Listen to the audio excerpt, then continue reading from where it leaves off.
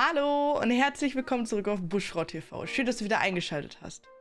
In den letzten paar Wochen ist es wirklich sehr ruhig geworden rund um Hogwarts Legacy. Zwischendurch gab es mal hier und da ein paar Bilder oder Tweets, aber ansonsten wirklich sehr, sehr wenig zu hören. Jetzt hat sich das allerdings geändert, denn es gab einen Livestream am 11.11., der rund ungefähr eine Stunde ging. Da wurden endlich mal wieder umwerfende Details und Bilder gezeigt rund ums Spiel.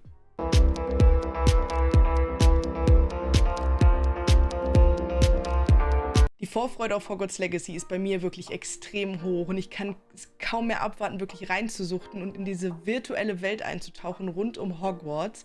Und deswegen schauen wir uns natürlich gemeinsam jetzt Teile von diesem Livestream an und schauen, was uns da alles erwarten wird.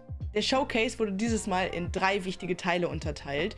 Zum einen einmal die Charaktererstellung, sehr wichtig. Zum anderen gibt es eine Tour durch Hogwarts und als drittes dann noch das Kampfsystem, was uns gezeigt wird. Ihr seid natürlich auch herzlich dazu eingeladen, eure Meinung mit mir zu teilen unten in den Kommentaren und ich würde mich freuen, dort mit euch dann zu diskutieren. Weitere Videos rund um Hogwarts Legacy findet ihr natürlich hier auf dem Kanal, einmal aber auch hier oben in der Infobox und unten in der Videobeschreibung. Und falls ihr kein weiteres Video rund um Hogwarts Legacy oder auch andere Harry Potter Videos verpassen wollt, unterstützt mich und meinen Kanal doch gerne mit einem Daumen nach oben auf diesem Video und auch gerne mit einem Klick auf den Abo-Button. Jetzt geht's aber los, auf in den Showcase. Let's go. So, und damit starten wir rein ins Video. Ich bin richtig gespannt. Wir werden uns die 3 Hauptgebiete angucken. Am Anfang quatschen sie so ein bisschen. Das werde ich wahrscheinlich ein bisschen rausskippen. Wir gucken uns jetzt kurz das Intro an. Und dann werden wir aber, wenn die Leute da vorstellen oder was auch immer, werden wir kurz skippen. Direkt zu der Charaktererstellung, weil das ja wirklich die wichtigen Sachen sind, die wir sehen wollen. Charaktererstellung, Tour durch Hogwarts und dann einmal das Kampfsystem. Ich bin richtig gespannt. Let's go.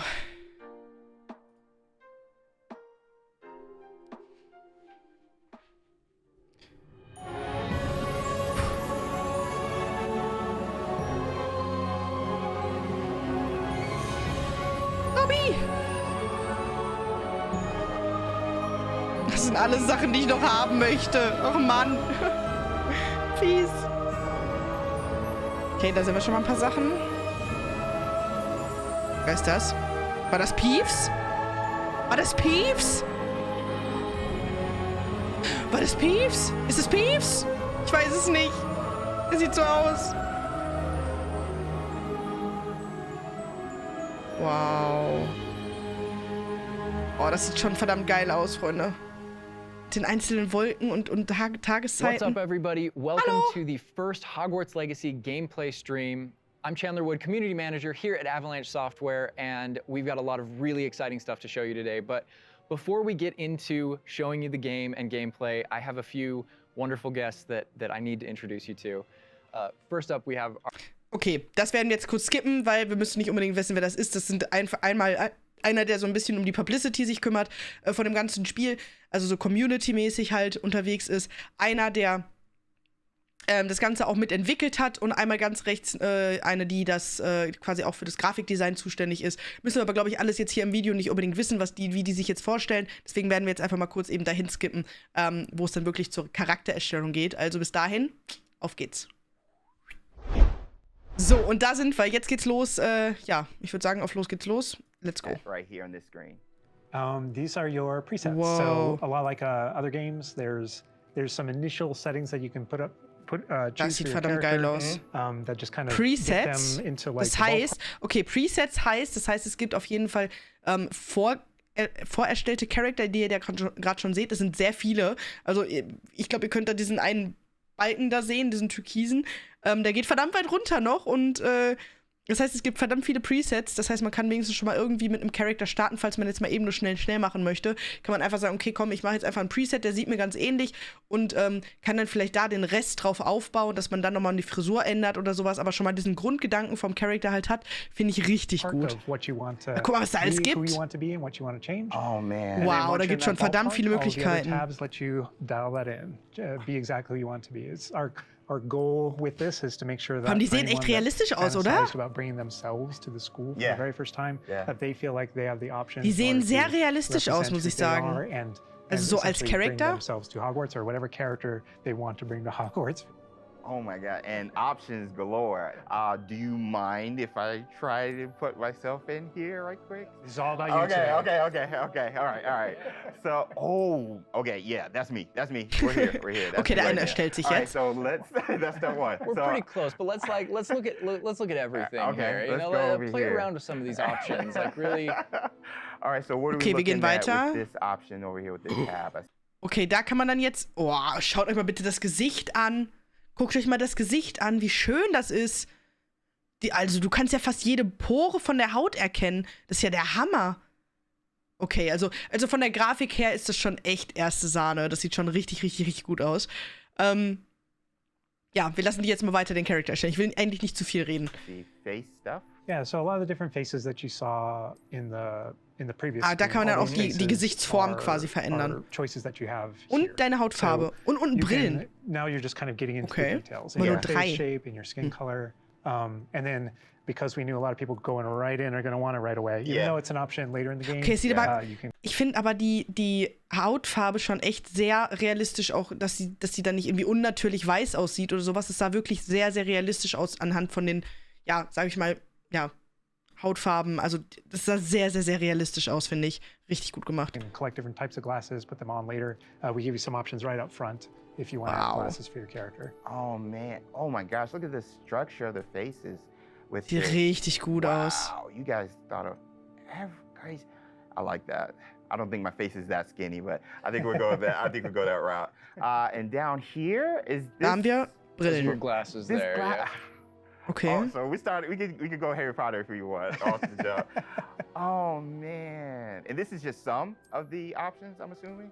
Yeah, so through the moving course of the forward? game, there's a lot of different options that you'll keep unlocking. Okay. So as part of kind of like gear for the character, Mhm. there's lots of different classes. There's even masks. There's all kinds of things over the course of the game. I like how it's all Victorian era, though. Yeah, right off Also er hat gerade noch mal gesagt, dass, also ihr seht ja unten, da sind ja jetzt irgendwie nur so 3 kleine Brillen. Er hat aber noch mal erwähnt, dass man im Laufe des Spiels die dann auch noch mal freischaltet. Das heißt, da gibt es dann irgendwie auch noch mal sowas wie Masken, meine ich, hat er gesagt. Masken und Brillen, die man dann freischaltet, die man dann im Laufe des Spiels quasi bekommt.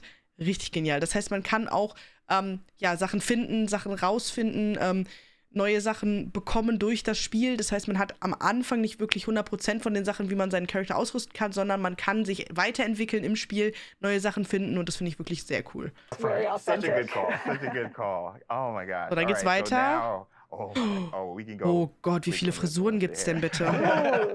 Oh, I spend a lot of time here just Whoa. like dreaming about my different characters. And what oh they're my gonna be gosh, the pony. The What? thing I'm always amazed by whenever I see any aspects of Hogwarts Boah, die Haare sehen auch Legacy verdammt echt character aus. creator is just the texture. And like you even adding the bounce die with Haare- the hair moving around.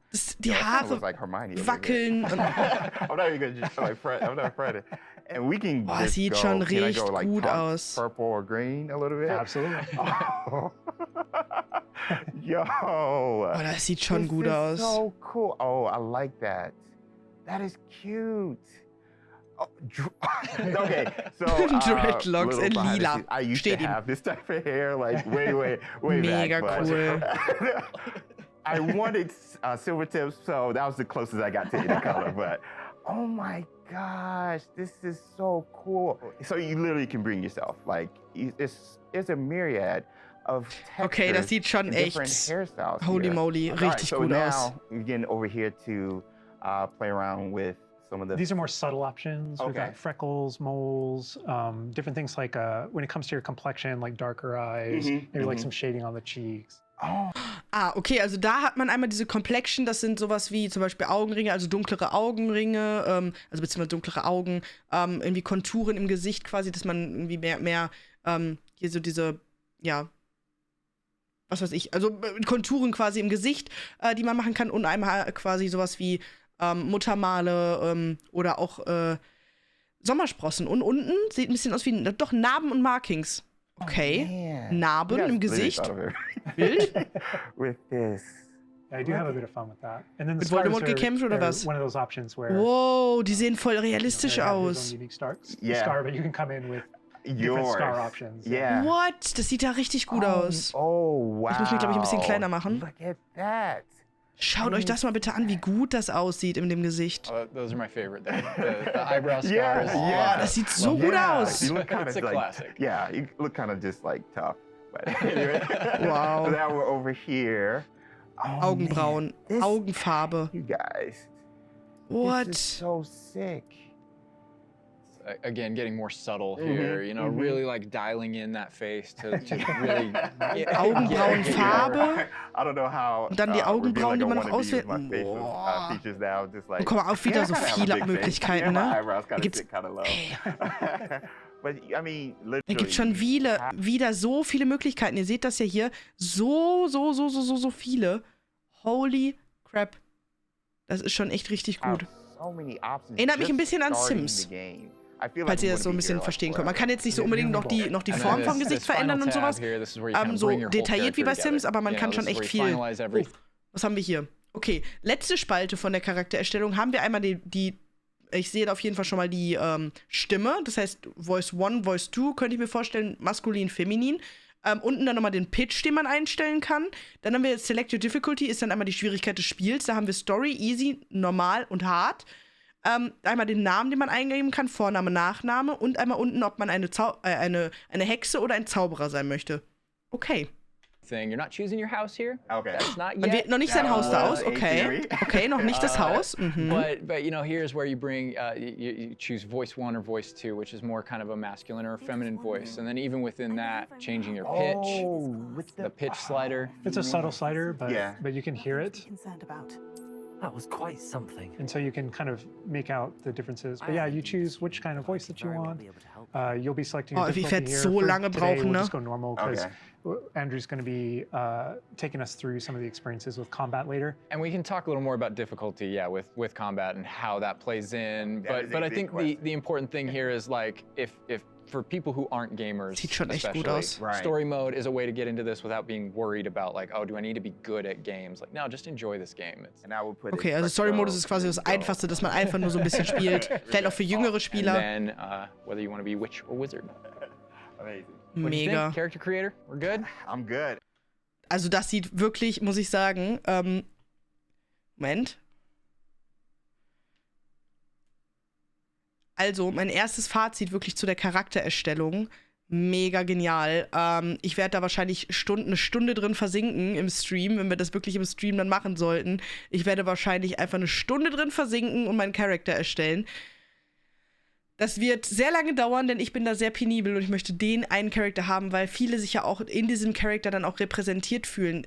Du fühlst dich dann ja auch wirklich, als ob du wirklich durch Hogwarts läufst und da möchtest du dann natürlich wahrscheinlich auch nah genug dran sein an deinem eigentlichen Aussehen ja auch. Und ich denke mal, dass das dann auch gut machbar ist mit den ganzen Möglichkeiten, die man hat. So viele Presets, die man auswählen kann, so viele Gesichtsformen, so viele Haarfrisuren, Haarfarben, Augenfarben, was auch immer. Man hat so viele Möglichkeiten, seinen Charakter da zu ändern. Und es sieht wirklich sehr realistisch aus. Die Grafik ist wunderbar. Da bin ich schon richtig gespannt drauf. Habe ich auf jeden Fall schon richtig Bock drauf, da wahrscheinlich mindestens eine Stunde mit euch zusammen dann zu verbringen, um meinen Charakter zu erstellen. Weiter geht's dann jetzt gleich einmal mit der Tour durch Hogwarts. So, dann machen wir jetzt weiter mit den Szenen, mit dem Walk durch Hogwarts. Ich bin richtig gespannt, wie es aussieht. Auf geht's. Explore Hogwarts and let's get into some combat. All right, through the magic of using a dev kit, we're going to be loading up a save a little later in so that we can show you more about Hogwarts and give you that taste of combat.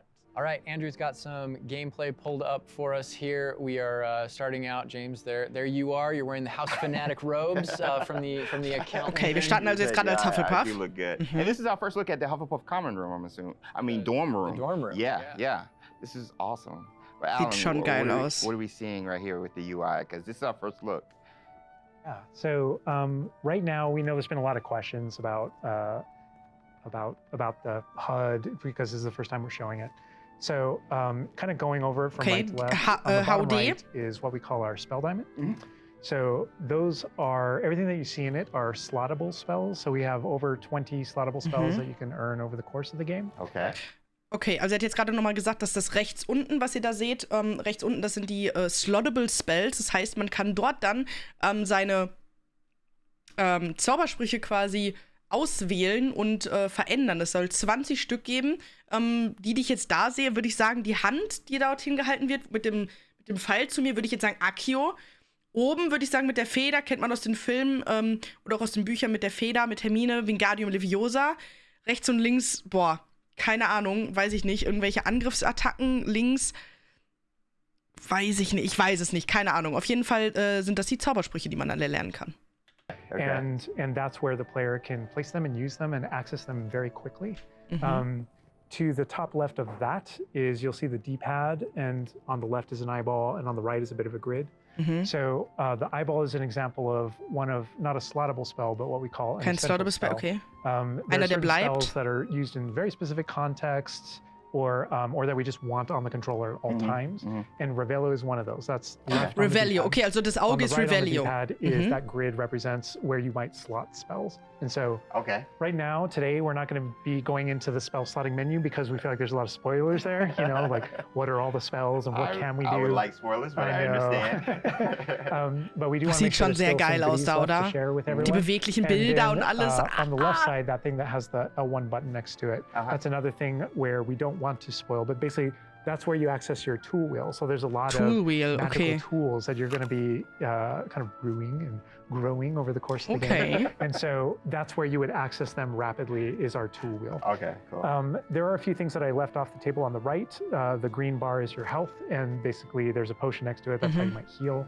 The bar above it, we're keeping a secret for now. I apologize. And all the way on the left is our mini-map with a kind of overhead view of where you are currently in your common room that updates as you travel through Hogwarts and beyond out into the world. And for those fans out there that aren't a huge fan of minimaps, because we know they exist, there's also options to remove the minimap and turn on or off different elements of our HUD. Okay, was er jetzt gerade nochmal gesagt hat, was für mich essentiell sehr wichtig ist, ist die Minimap. Viele von euch mögen die aber zum Beispiel nicht. Hat er gerade auch gesagt, dass es viele Leute gibt, die die Minimap nicht mögen. Es gibt dann aber auch wieder in den Einstellungen eine Möglichkeit, dein HUD oder dein HUD komplett ja nicht komplett, aber Teile davon wegzumachen bzw. hinzumachen, das heißt, es zu verändern, so wie du es halt gerne haben möchtest. Unter anderem kann man die Minimap wohl wegmachen, hat er gerade erzählt. Also ich bin gespannt, was man da alles verändern kann, wie man sich das dann alles so ein bisschen einrichten kann. Auf jeden Fall schon mal sehr cool, dass man da so ein bisschen was einstellen kann für sich selber. Immerse yourself. Yeah. And we'll go more into the spells as we get into combat, but that's kind of, that's what you're seeing there. And this is our HUD. Also, Andrew's giving us a good look over here. I want to call out. I'm a big fan of the bedside tables in the dormitories. Süß, sehen süß aus. Very nice bedside Guck mal, dann tables. Schokoladenfrosch und Bertie Botts Bohnen. Lecker. The honey-colored wood was mentioned in the writing. It's part of lore. It's part of lore. There we go. All right. So now we're walking out into. We really tried making these low-ceilinged dorms to give you that Badger set. Yeah. Sort of feel. And the first thing I know wir gucken jetzt mal. The score is amazing with this. Gorgeous. And I'm calling out here. Sieht schon richtig cool aus. Okay, wir gucken mal weiter. Just geeking out. The round fireplace. Wenn wir jetzt mal wirklich richtig in Hogwarts reingehen.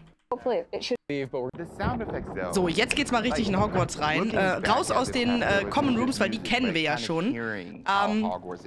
So, mal sehen, was es jetzt so gibt. Andrew's gonna make use of one of our spells. Da war was. Use Revelio right here, because there's a little magic going on. You notice a little Field Guide Page. So, Hufflepuff Barrels. Something that we kind of Sieht aus wie eine Quest. Revelio pages or lore pages, and you'll notice a bunch of things pop up on the screen. Yeah. You see that we got oben links sehen wir einen XP-Button und oben rechts so eine Quest-Schild, Challenge unlocked. So I want to sieht schon gut aus. So we had to ask ourselves, what? Continue, I'm sorry. There may be something you may or may not be able to tickle there. Yeah.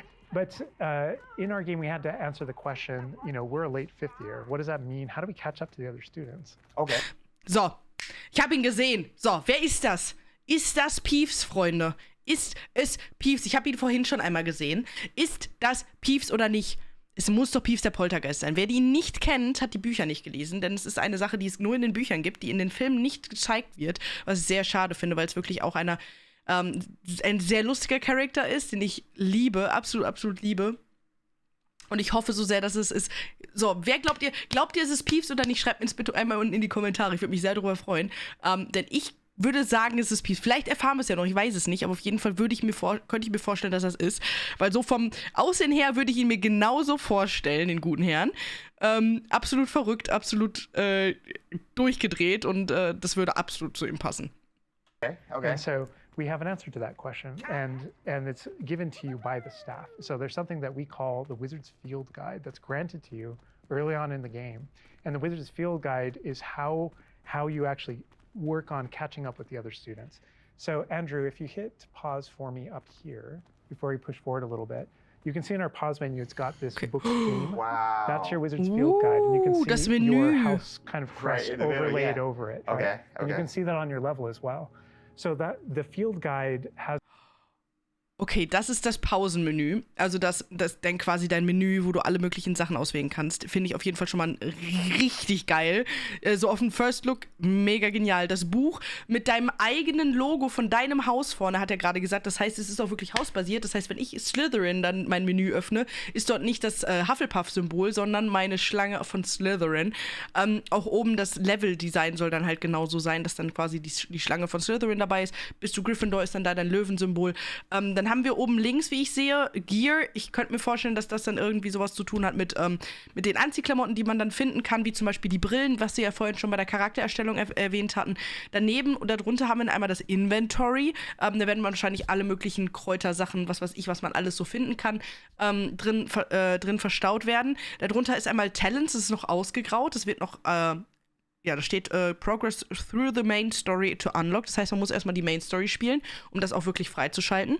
Dann haben wir einmal Collections, da wird man wahrscheinlich irgendwelche bestimmten Sachen sammeln können, hat dann wahrscheinlich einen kleinen Fortschritt.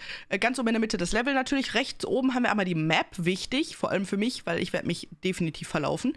Dann haben wir einmal da drunter die Quests, auch wichtiger Punkt. Darunter haben wir die Old Post. Da werden wir wahrscheinlich dann eventuell Briefe von Freunden bekommen oder auch einfach Nachrichten vom Spiel. Darunter haben wir einmal die Settings und unten in der Mitte die Challenges. Da steht auch 0%. Das heißt, ich hoffe, dass es sehr, sehr lange dauert, um da die 100% zu erreichen, damit es nicht zu einfach ist und man nicht zu schnell dort durch ist mit dem Spiel, weil ich möchte viele Spielstunden rein investieren. So, wir gucken mal weiter. Has this magical property of looking out into the world around you. And the reason why it's on loan from the Ministry of Magic and the professors have granted it to you as a late fifth-year student is because they want it to help you catch up to the other kids. And its magical property is to discover different opportunities to learn and grow all around you. So the way it works is as you discover gameplay in the game, it actually recognizes that as a challenge, which is kind of locked into there. Okay. And Andrew, if you go in there, you'll see different types of challenges that are combat challenges. Also alleine diese Animation, quasi, dass wenn du auf eine Sache drauf gehst, dass sich dieses Buch im Hintergrund öffnet. 10 von 10. Challenges. And you can see field guide pages are on there as well. Yeah. Wow. We unlock that one field guide page. That entire category is one of the ways that the book itself kind of fills out into the school and spills out into the school and kind of hides itself with different types of challenges and different things to do around the school that you're actually going to interact with to help you grow as a wizard and practice your spells. And so that thing that we just saw is not just a field guide challenge and a way to earn XP. It's also something that that players can use to learn about the school as they're traveling around. They spot these little secret facts and they can kind of play a little bit of a game discovering all of them, and es sieht schon echt sehr geil aus. Über 100 Field Guide Pages, okay, also über 100 von diesen. Alter Schwede, okay, das wird wild. All the portraits. And I did notice the flue flame just ignite right there, which was so cool. Yeah. Oh man. Fast travel points there. House hourglasses. We had to. Wow. How much fun was it designing sind die those and putting all those in hübsch. there? But Die sehen ja mega like geil aus. Yes. Right next to the Great Hall. It's a nod to lore. House points is not a core mechanic or system in the game. Okay, es ist auf jeden Fall nicht mit dem Game reingepackt. Also es wird nicht keine Hauspunkte verteilt, aber es ist auf jeden Fall optisch mega geil. Things that aren't necessarily gameplay systems, but we nod to them as part of the narrative. Over to the right there, Andrew was teasing. That's the Great Hall over through those doors. Again, we're not going there. Nein, wir gehen nicht in die große Halle. Oh Mann! Ach nö, aber da müsste es ja da nach draußen gehen, oder? Doch, eigentlich müsste es dann da nach draußen gehen. You know, just again showing you like just these things around Hogwarts that you can do and pick up and Nice, wie That's a cool. shot straight from the trailer too. Just that part right there. I recognize I that. might be giving you a little fan service here with callbacks to those. So, And this must be summertime, because I noticed these are the summertime windows. These windows will change with the seasons. Yeah, the Was? detail they put in this Die is kind of. Die Fenster verändern sich je nach Jahreszeit? Das sind die Sommerfenster? Oh mein Gott, wie geil ist das denn bitte? I get surprised by it all. What? That's didn't a even know that was a sentient thing. magic castle. So. Oh man. Wie geil. And we're going out. Look at that. This is where the students would normally kind of congregate, just to kind of chill out, play, meet each other outside the Great Hall before and after meals. So, wer von euch würde jetzt mit mir in den Hogwarts Express steigen, um dahin zu fahren? Wer? Also ich wäre sofort dabei. Ich würde jetzt meinen Koffer packen und sofort dahin wollen. Holy shit, sieht das geil aus. Ich will unbedingt dieses Spiel jetzt spielen. Ich will dieses Spiel jetzt spielen. Und es sind noch nicht über 3 Monate, es sind weniger als 3 Monate, aber ich kann es kaum mehr abwarten. Oh Mann. and I love the way that when the castle interconnects to Wow. that it interconnects outside, inside. There are pathways on both sides of things, so you really get a sense of scope Yeah. to how big this castle And when is. you see things like you'll notice a bridge over there. That's a place you can go to and cross. Like Yeah. everything that you see is a place that you can visit. Wow. We tried Alles, so was man sieht, kann man besuchen. Das heißt, da hinten auf den Berg kann ich auch hoch? Da hinten?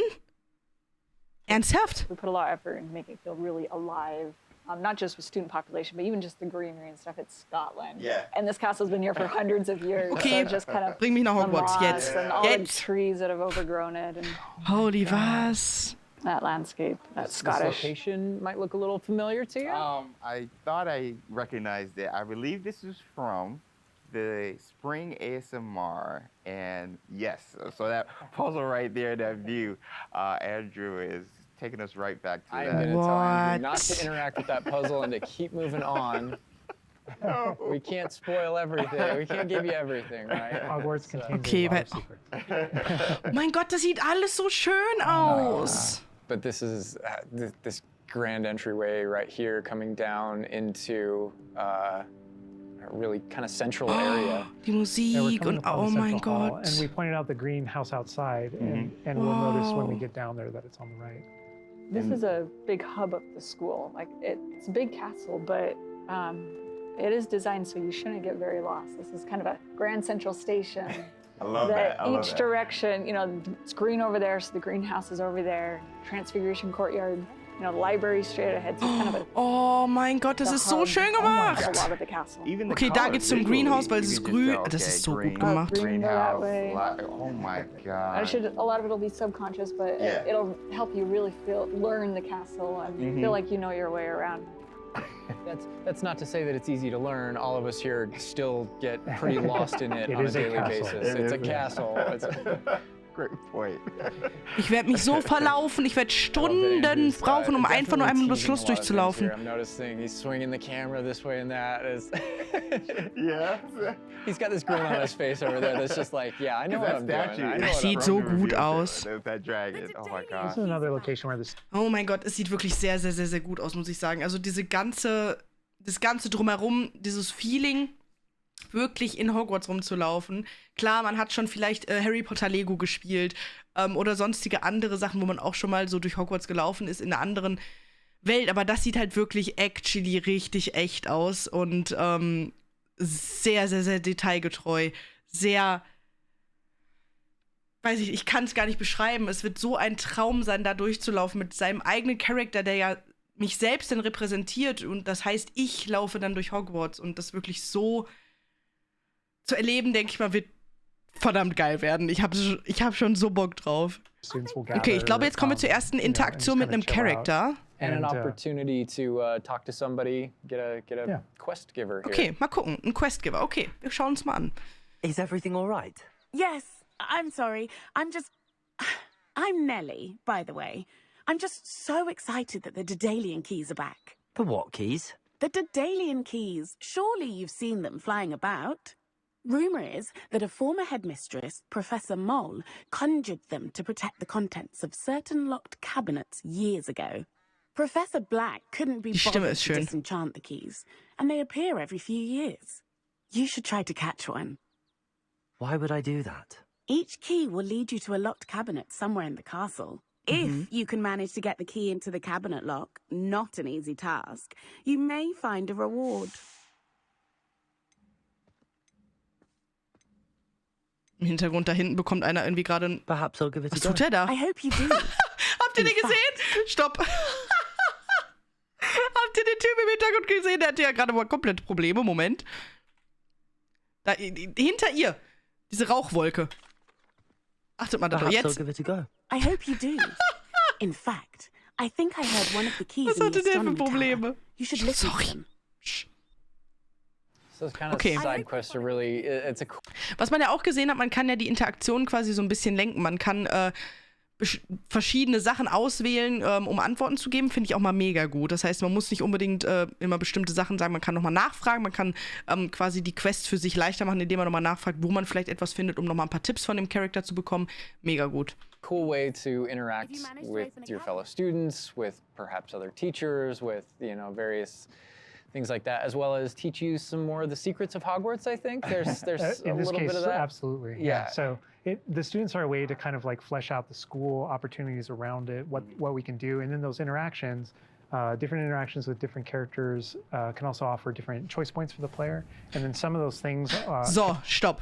Was mir jetzt schon mehrmals aufgefallen ist, ich weiß nicht, ob es euch auch aufgefallen ist, einmal dieses grüne Transfiguration Courtyard, Flue Flames Location Discovered. Das heißt, so wie ich mir das jetzt vorstellen könnte, dass diese Flue Powder, also Flue Flames, dass das die für das Flohpulver sind und das eventuell kleine Checkpoints sind, dass wenn man die schon mal besucht hat, diese bestimmten Orte, und das entdeckt hat, dass man dort dann mit Flohpulver, was man entweder sammeln muss, kaufen muss oder sonstiges, dass man damit dann eventuell so eine Schnellreisemöglichkeit hat. Denn ich glaube, es sind ja wirklich manchmal Wege, die man da laufen muss durchs Schloss.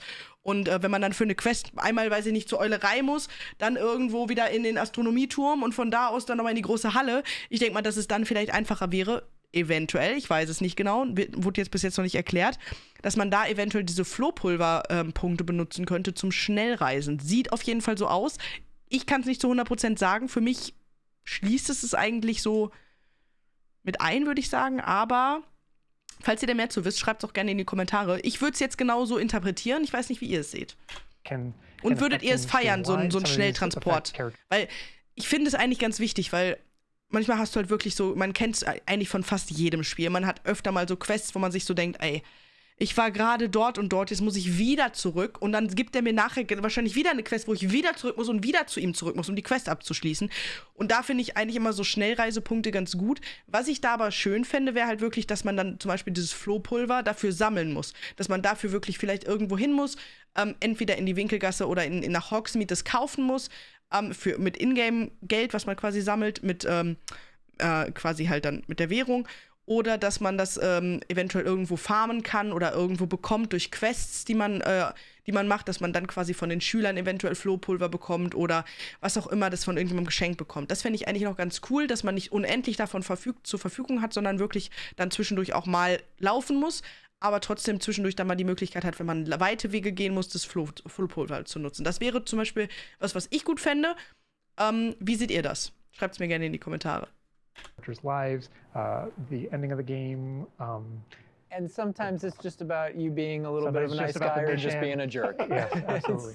So the scale really varies, but those opportunities exist for the player. Wow, look at this. Sieht alles so gut aus, muss ich sagen. Defense against the dark arts. Power, which this is one of my favorite locations in the castle. Just visually, you come in here and just the richness of this area. Very iconic, very unique to Da ist schon wieder jemand. anywhere else in the castle. Nächster Dialog. That we can talk to, notably a younger Zenobia. Yeah, she looks like Zenobia first year, Noke. an 11-year-old. Are you all right? Don't you know who I am? Zenobia Noke, the girl whom everyone at school hates for no reason. Oh. Everyone hates you. Why? Because Hogwarts is full of bullies and spoilsports. Leander Pruitt is one of the worst. That Draco Malfoy. moon mind. I wanted to make Obwohl ich some ihn new mag, aber friends, and so I brought my collection down to the common room. My gobstone collection, that is. I was hoping someone would want to play. Are you familiar with gobstones? Little balls, like marbles. Grand game. And if you lose, they spray you with a foul-smelling liquid. Und die ist ja voll süß eigentlich. Ich finde die niedlich. I haven't much interest in a game that sprays you with odors. Only if you lose, which I never do. Kann ich ja gar nicht Or at verstehen. least, not often. People can be so cruel. Just because they're sprayed all over with smelly gobstone spit, it's their own fault for losing.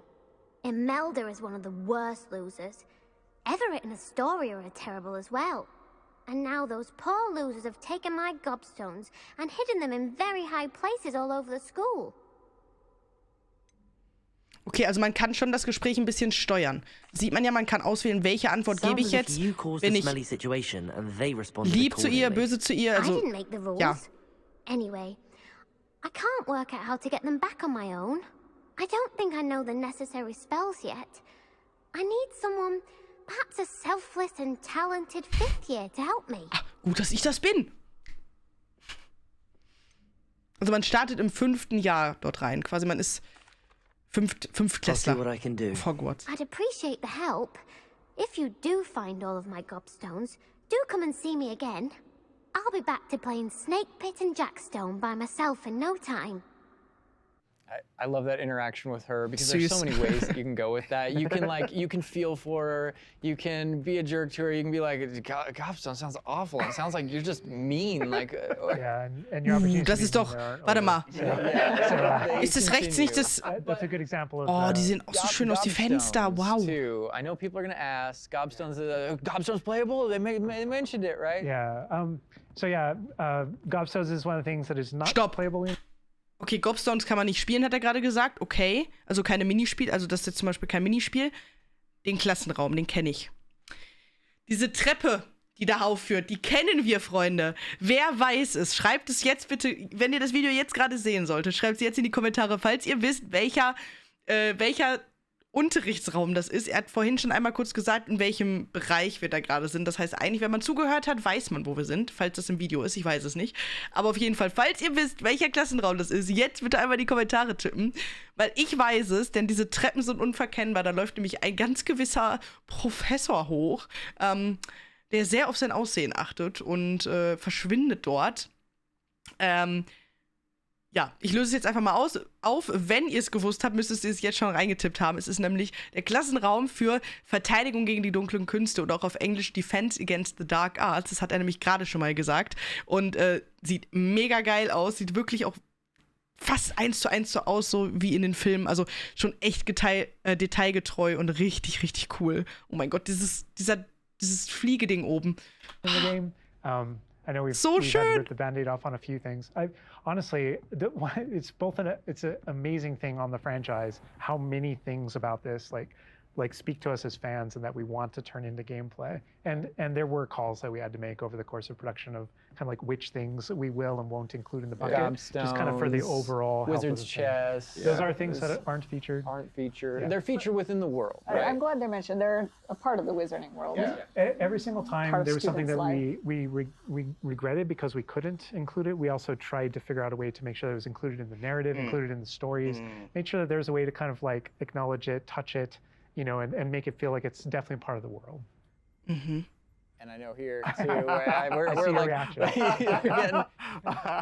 was like, we're in the Defense Against the Dark Arts class. I recognize that staircase to the left where we were just at. Andrew was walking by. I also recognize the dragon at the very top. Oh my gosh. Das sieht so cool aus, ganz ehrlich. Boah, da durchzulaufen! We've gotten a lot of questions about that. Is it a schedule-based system? Is it to tell us how classes work? Yeah, so ultimately we decided not to go the sim route. So I think like one of the speculations. Guck, wieder eine. Seht ihr? You know, that kind of thing. Like, can I miss class at this time of day? There is a day-night cycle. Yeah, there is a day-night cycle, but everything is very narrative-based, and so there's a big mystery going on in the world. There's something happening in the narrative, and we essentially see it as kind of like chapters in that narrative, each chapter of which has a set of missions that you can choose between as you're progressing through the game, and classes fit within that structure. So there are mainline things that the players have to do, and then classes also appear on the sides as well as optional things that help you advance your spells.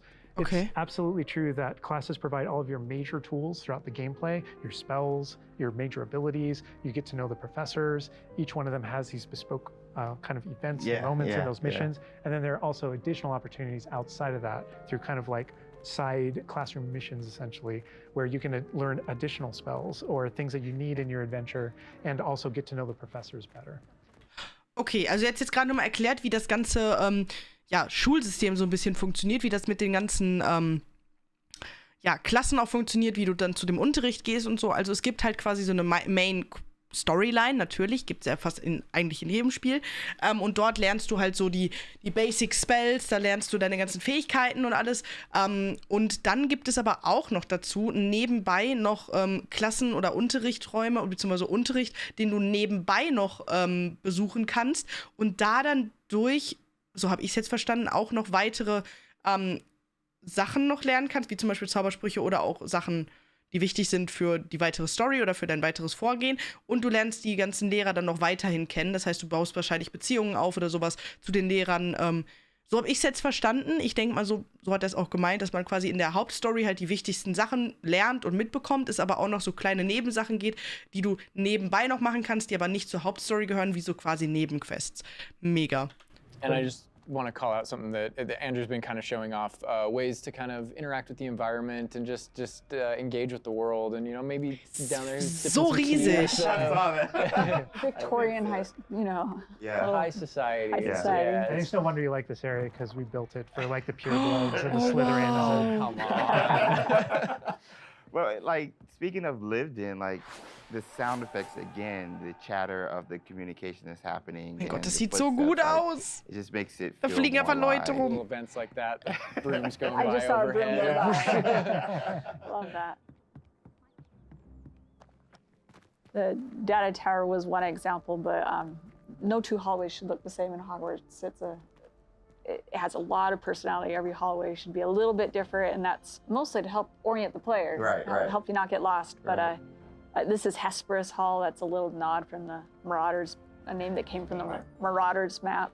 But every hallway will have a little bit of a different personality. And Das sieht so gut aus.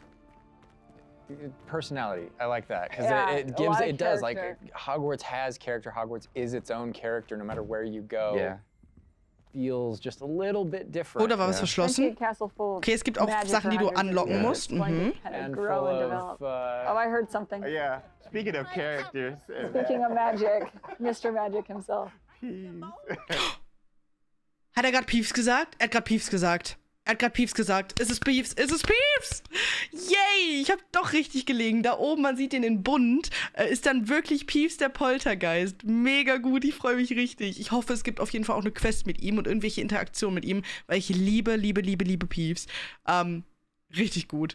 Ist übrigens dann auch wirklich der Poltergeist, der in der ganzen Schule halt so ein bisschen rumirrt und vor allem die Lehrer und vor allem Mr. Filch immer an der Nase herumführt und in den Büchern ein absoluter Knüller. Ich liebe diesen Charakter und richtig cool, dass sie ihn mit ins Spiel eingebaut haben. My future poltergeist too. We talked about building on lore too. I know there's that statue over to the side. Do you know who that is? Lachlan the Lanky, Yeah, and he's got his Bowtruckle friend. And I think if players don't know, there's another Revelio page there. Yeah, there's a map of Argyllshire. We know the fat lady hides there. Hides behind it. That's right. The third book. But sometimes a hallway has personality by how it looks, or we just passed a music hallway where the portraits have kind of taken it over, and so the sound makes it really unique.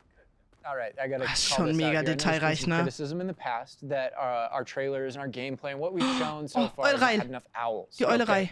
So here we are at the owlery. We're looking directly at the owlery to show you all of the owls. It's a lot of owls. It's a lot of owls at the owlery. All the owls. Sehr geil. Er hat gerade gesagt, dass es sehr viel Kritik gab in den letzten paar Monaten oder Wochen, dass keine Eulen gezeigt wurden, die da rumgeflogen sind oder überhaupt in dem Spiel waren. Und er so, jetzt könnt ihr hier hingucken an die Owlery, da sind alle Eulen. Alle Eulen. So gut. Great callback. Great call. Da sind sie, alle Eulen. One of my favorite things about just kind of going around on the outside of the school is that all those things that I see are places that I can go to. Alles, da kann man einfach hingehen. Oh mein Gott. That lovely Scottish countryside. We're kind of closing out our mini tour of Hogwarts, and again, that was but a fraction of das kennt man auch. Enormous castle. Das ist doch der Glockenturm. In the clock tower, so another recognizable location. But this is where Crossed Wands, which is the secret, not so secret dueling club is that students have put together. Professors definitely know about it, but okay, Dueling Club. Ich denke mal, dass wir dann jetzt gleich rübergehen zum Kampfsystem. Das werden wir dann wieder in einem kleinen einzelnen Part machen. So, jetzt einmal so ein Endfazit mal kurz eben zu der Tour durch Hogwarts.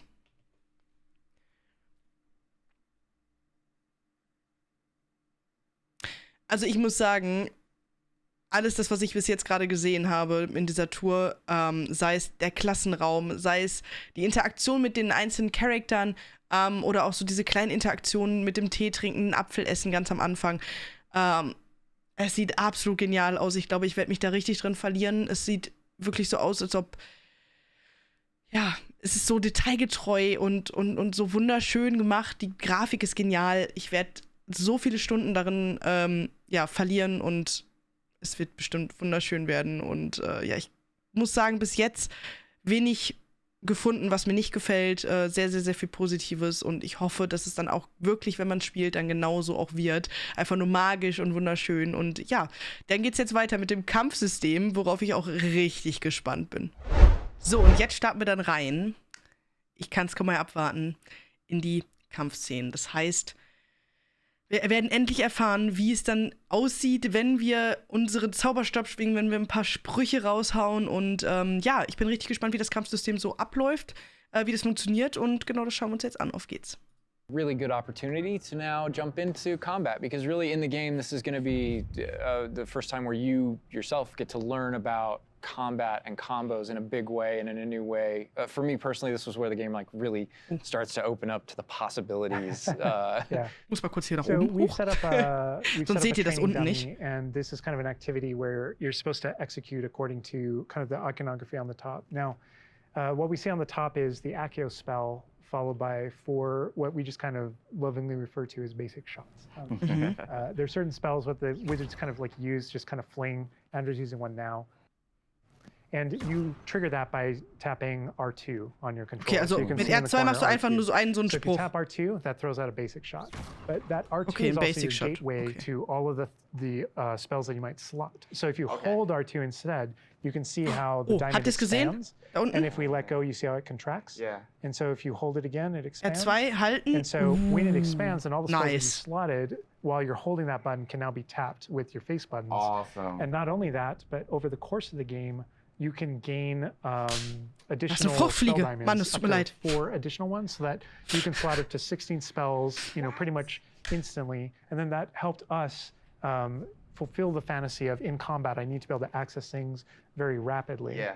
And so you learn over the course of these events ich mache meinen eigenen how to Kampf. juggle not just the spell casting, but also it reinforces an understanding of another feature of the wheel, which is their cooldowns. So as you're casting spells, just to make sure that you're not just kind of like repeatedly using one thing over and over and over again, you can see cooldowns on the spells that he's using on the wheel. Yo, seht ihr den Cooldown auf Wingardium?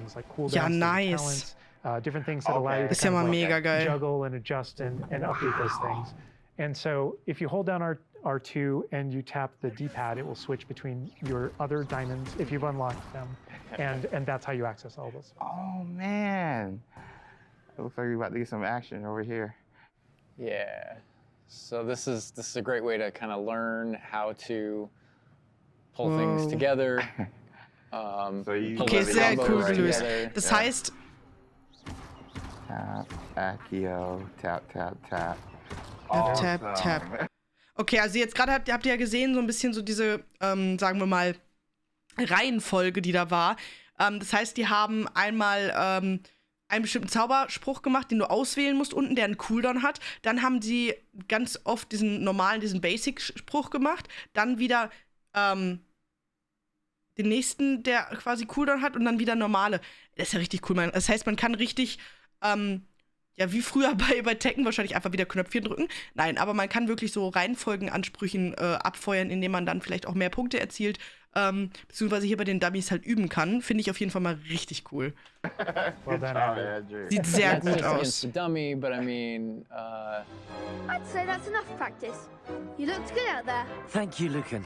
I say better to discover one's weaknesses during practice than during a duel. You'll be a fearsome challenger now. I think now we can take on Mit seinem something Flummi. a little more challenging. It's going to shoot back. Oh, Now let's talk about some more features of the combat system. Hello, Lucan. Is the next round of crossed wands all set? Why, yes it is. I've got a great match lined up. Ready for another round? We're on a Und PS5 kämpft jetzt dev gegen kit Leute? here, so we're going to be able to kind of pause I'm the ready. action Yeah. and talk about what you're seeing on the screen, because there is about to be a lot going on. Okay. All right, here you can select if you want to fight with somebody else, some of One your of the other classmates. students. Yeah, alleine. But in this case, we're not. We Natürlich, want that alleine. action to feel a little more frantic towards you to really get you that sense of combat. okay, jetzt kämpfen wir gegeneinander, gegen andere. Got quite the reputation because they've got you up against three people. Apologies. Off the jump. Gegen 3. So I can explain this Okay. just because I know people are going to go into it, but we can probably just kind of jump in. You're not the only one that has Protego and the ability to deflect. The enemies do too. And we actually play Okay. with that when it comes to the spell casting. So you notice that there are different colored kind of shields around the different characters. And you also notice that your spells have different colors on them. Okay, er hat gerade gesagt, diese Shields, ihr habt es gerade gesehen, dass diese eine da hinten hat ein gelbes Shield um sich herum, der andere oder die anderen beiden hatten lilane Shields um sich rum. Und die Zaubersprüche haben bestimmte Farben. Das heißt, dass man theoretisch, sobald die so ein Schild haben, muss man den Zauberspruch mit der Farbe benutzen, um das Schild von denen wegzumachen, um sie dann anzugreifen, um Schaden zu machen. Finde ich richtig genial. Das heißt, man muss wirklich gucken, was muss ich machen, um quasi den Gegner jetzt gerade zu schwächen, um ihn dann anzugreifen. Das ist ja mal mega geil. Okay, finde ich schon mal sehr cool. So Sehr cooles to help players Feature. understand kind of like the function of their spells, we're trying to put them into brackets. So there are damage spells, there are force spells, there are I'm forgetting the other one, all this control spells. And so those things for the player, they wind up also being a color indicator for which actual spell to use to break the different shields that enemies can use. That way it rewards kind of like that close attention that you're paying And we've on things. Wow. got this paused here Das now. sieht schon and you cool can kind of aus. see all the elements on the screen, the halo around the avatar's head, each of the different shields, to kind of give us a breakdown of what's Give us going a breakdown of different things that you're saying. So you notice at the top that we're kind of like calling out which enemy you currently have targeted and their level and health. And so, as you target different characters, you'll be able to get that breakdown. The halo over your head, whenever an enemy is about to an attack, it's almost like you have a little bit of a sixth sense for those things that are coming. If you see the halo, it means there's an incoming attack, and if you tap the triangle button by default, then that you will be able to deflect that attack that comes in and off with the Protego. And I love that deflect where it goes off. Okay, also, wenn man hat jetzt, ihr seht jetzt gerade dieses Schild, was mein eigener Charakter quasi um den Kopf hat. Das heißt, hat er gerade erklärt, wenn mich jemand angreift, wenn ich dann eine bestimmte Taste drücke und du siehst halt daran erkennst du, dass dich jemand gerade angreift, vielleicht auch von rechts oder links, und du kannst aufgrund dessen, dass du es siehst, kannst du dann einen Knopf drücken und ihn quasi dadurch abwehren. Das ist ja mal mega geil. Okay, also das ist schon mal so ein bisschen so, als ob du, dadurch kannst du quasi dich protecten, also dich verteidigen und ja, mega. And like hits things up and kind of breaks things off walls too. But also, if you hold the button, then it doesn't just deflect. It also deflects and turns around with a counter attack stupefy. Wenn du dann quasi wenn du das siehst, dass du angegriffen wirst und dann den Knopf hältst, schickt er quasi den Spruch direkt zurück, wie mit so einem Spiegelspruch quasi. Das ist ja cool. Back into gameplay here. Andrew's gonna pretty handily finish these other students off here. Win this duel. How fast it is. Oh, der ist auch. Oh, der ist. Oh, Potion. We really felt like Und in the zack, movies auch there's weg. almost like a Victory! Nice. It's kind of like there's this element of kind of like fencing from a very great distance. That's such a good call. And there are a lot of way too a lot of easy things that we had to do with our controls and combat system. Viel zu einfach. Easy Snack. Yeah, that's pretty unique to the Wizarding world. Understandable. Yes. Well, perhaps you should try that next time. Also das Kampfsystem sieht schon mal echt sehr gut aus. But after that last round, they'll really have it in for you. You'd better keep practicing if you want a chance at winning, or at least surviving the next round. I'll let you know when we're ready. Hope to see you then. Süß. The next round is for all the gobstones, so to speak. Okay. Crossed Wands, round 2. And that is more or less going to wrap it up for us for now, for what we wanted to show you. Character creator, tour of Hogwarts, and just that little taste of combat. But we didn't want to leave you without maybe a little taste of something that we may show in the future, may show next time. What? You know, so leaving the castle, going out here. Oha, das ist die Brücke, wo Neville rüberläuft, wo die ganzen Gegner quasi dann auf Hogwarts zulaufen und Neville dann quasi auch über die Brücke läuft, die Brücke in sich zusammenbricht und sehr, sehr epische Szene. Oh, wow. More owls confirmed. Owl mail. Oh, there's the owlry again. Yes. So schön. Of the owls. But yeah, just heading out here again to show you like from Hogwarts to the world beyond Hogwarts. And this is not somewhere where we're going today, but we will definitely be taking you in the future.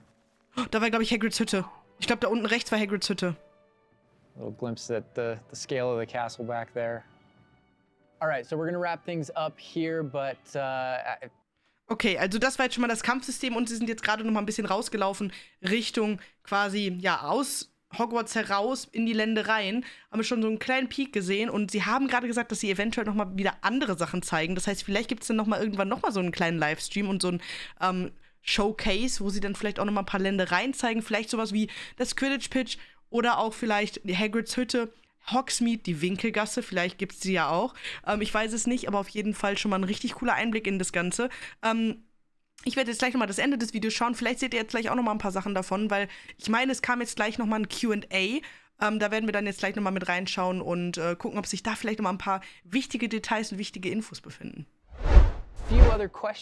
So, jetzt kommen wir noch zum Q&A. Ein paar Fragen gibt es jetzt hier noch. Mal gucken, was es noch so gibt. I know there's a few things that you want to pick Alan and Boston's brains about. I would love that, because there's a lot. Okay. This would be like for the both of you guys. Will we be able to go back and change our character creation if we don't like it? So not everything, but there are certain things with hairstyle, hair color, so kind of like core shapes, you know, like with the body and face, not after the fact. Okay. But there are lots of things. There's kind of like a barber shop in Hogsmeade that you can go to, and of course, inside there's a wizard barber. You could change your hair color for holidays or something, right? Okay, also Frisuren und sowas kann man ändern. Wahrscheinlich hier so die Form und sowas wahrscheinlich nicht mehr, aber Frisuren und sowas. In it. So there's a ton of options there. But that's in terms of like your character and stuff that you have, the character creator. It's like a smaller set of what you saw there. Okay. Okay. Oh my gosh, awesome. Next question, what kind of leisurely activity can we do? Can we study with our free time? I mean, what will we be doing just hanging out in Hogwarts? Because as you progress through the game, there's a bunch of different missions that open up. Most of them are driven by was man so in der different Freizeit machen kann. personalities. You know, some of them want help getting up to hijinks, or some of them want to just explore secrets in the castle because there are new secrets in our castle to explore. And so, so I think there's a bunch of things to do. And when it comes to class, as I mentioned earlier, it's not just kind of like the mainline stuff. There are kind of like extracurricular assignments, some of which are optional, some of which are kind of like blockers for main mission. Kind of like you can't go on this mission until you have the spell. And then the spell is open, you know, the assignment and how you complete it with your professor. And so there are opportunities to study, so to speak, like with that. But they do all take the form of our mission structure. As you mentioned earlier. Wow. let's get into some combat right quick. Do spells have different levels, or are they all equal? Do spells have different levels, or are they all equal? I'm trying to think of how to describe that. So each spell has kind of like its own core identity and what it does in the game with regards to both kind of like puzzling, world exploration, and enemy combat and all that kind of stuff. Right. And then it's through the talent system.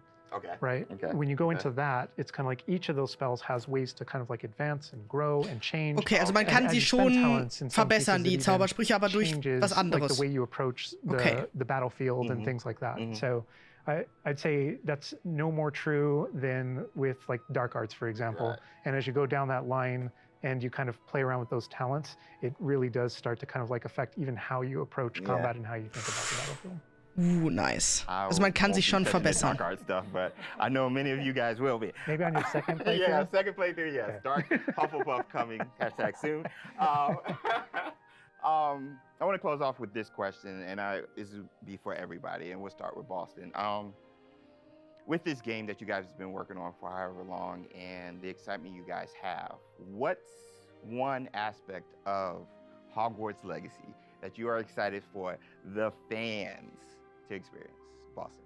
I think I'm just excited for the fans to play through the world, specifically the castle, and maybe go read those books again. I hope that either whether you're already a fan and love this game, or this is your first introduction into the world, I hope they just point at each other in the best way possible. And I'm just excited for fans to get to finally go to Hogwarts and feel like they can own it. Oh ja, so geht's mir halt auch. I've lived there for 5 years. Ich bin ja momentan auch selber noch wieder am Bücherlesen. Das heißt, ich habe gerade so dieses Feeling, dass ich die Bücher lese, so richtig da drin bin. Diese ganze Welt schon gerade so in meinem Kopf rumschwirrt. Und wenn man dann wirklich dann auch nochmal in dieses Spiel reintauchen kann und dann selber nach Hogwarts gehen kann und genau diese Sachen, die in Hogwarts erlebt haben, Harry Potter und seine ganzen Freunde, das quasi dann selbst zu erleben in so einem Spiel mit sich selber, ich glaube, das ist schon nochmal wieder ein ganz anderes Feeling. Und ich glaube, ich werde wahrscheinlich sogar Gänsehaut haben, wenn ich das erste Mal da durch Hogwarts laufen kann. Also kann ich voll und ganz nachvollziehen, was ihr da gerade sagt. It's a great place to live. Official 5th year. It's really funny because I want to give a different answer, and I will. But I actually feel like the most honest answer is really similar. Because my favorite thing when running around, playing the game, and getting to know Hogwarts the way Boston knows it, because he knows the school and the lore better than I do, and thank God, right? Because you want the person architecting it to really know that. Yeah. But when I rewatch the films or I'm rereading passages from the books, there's a different relationship to those things having played the game. Right. And so it's really looking over the edge and seeing location. I'm like, oh my God, I'm right there. And in the movie saying, I know what's around that corner in the film. Like if you go down this way, there's actually a thing over here and there's this person over. Oh, das ist auch cool. Ich glaube, das werde ich wahrscheinlich auch, das hatte ich ja vorhin schon, dass ich dann gesagt habe, oh, guck mal, jetzt stehen wir da und da und wenn wir jetzt hier rausgehen, dann müsste man eigentlich draußen stehen. Das ist so dieses, man kennt diese Szenen aus den Filmen und ich glaube, wenn man dann schon so ein bisschen was weiß, man geht irgendwo her und denkt sich dann so, ich weiß ganz genau, wenn wir jetzt den Weg runterlaufen, wo wir dann ankommen oder in dem und dem Raum, wenn du da jetzt hochgehst, dann weiß ich, wo du genau landest oder es wird genau so sein, dass du immer wieder so diese Momente hast, wo du sagst, oh mein Gott, ich weiß ganz genau, wo ich hier bin und man fühlt sich so ein bisschen zu Hause, man kennt dieses Schloss schon so ein bisschen, aber trotzdem hat man immer noch so ein paar Ecken und Kanten, die man noch gar nicht kennt und die wahrscheinlich einfach nur atemberaubend sein werden. Also ich kann wirklich nur sagen, ich freue mich so derbe auf dieses Spiel.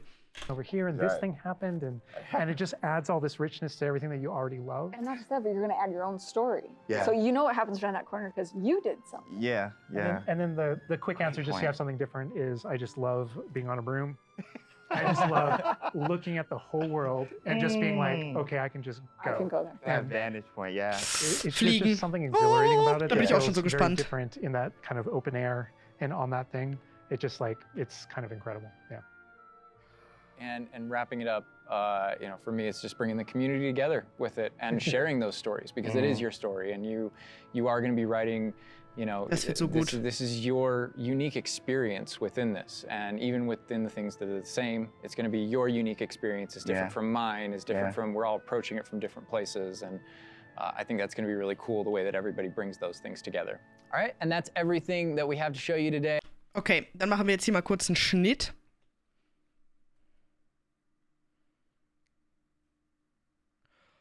Und ich muss sagen, das war wirklich mal ein richtig, richtig cooler Showcase, um wirklich mal ein paar, ja, sehr, sehr wichtige Szenen, wichtige Themen quasi anzusprechen in diesem Spiel.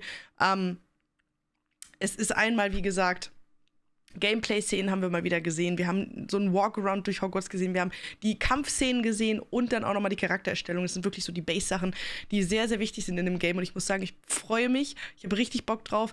Eure Meinung zu dem Ganzen könnt ihr mir ja gerne mal unten in den Kommentaren verraten. Da können wir dann gerne eine kleine Diskussion starten, wenn ihr Bock drauf habt. Und ja, ansonsten sehen wir uns im nächsten Video. Vielen Dank fürs Zuschauen und bis zum nächsten Mal. Ciao!